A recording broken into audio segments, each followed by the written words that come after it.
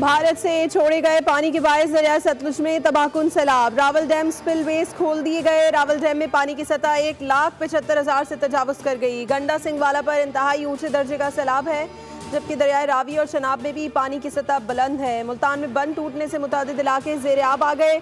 मुल्तान में कासिम बेला के करीब शुजाबाद केनाल में पानी की मिकदार उसकी असल गुंजाइश से 3 गुना ज़्यादा हो चुकी है, जिसके बायस नहर ओवरफ्लो कर गई। आस पास के इलाकों में सैलाबी पानी दाखिल।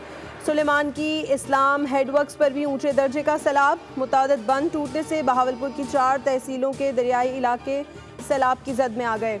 शेरशाह बंद भी ओवरफ्लो होने के बाद मुतादिद बस्तियां ज़ेर आब। अकबर फ्लड बंद पर पानी का दबाव मामूल कम। अकबरपुर, बस्ती, कोतवाल समेत मुल्हिका इलाके डूब गए हैं।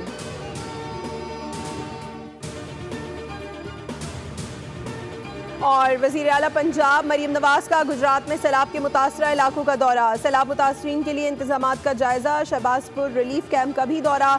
खवातीन और बच्चों से बातचीत। दरिया की तुग़यानी का जायजा लिया। सैलाब मुतासरीन की बहाली के लिए जामे पैकेज तलब कर लिया। अर्बन यूनिट और दीगर डिपार्टमेंट्स को बहाली पैकेज के लिए फौरी इक़दाम की हिदायत। कहा सैलाब से मुतासरा काश्तकारों के लिए बहाली प्रोग्राम वाज़ेह किया जाए। वज़ीर आला की ज़ेर सदारत खुसूसी इजलास में सर्वे प्रोजेक्ट के लिए आला सतह कमेटी कायम। आबी गुजरगाहों से तजावुज़ात और आबादियाँ ख़त्म करने का फैसला।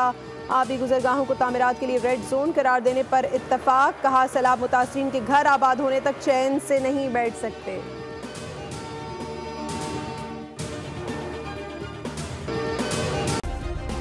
सब्सक्राइब करें और बेल दबाएं ताकि कोई खबर रह न जाए।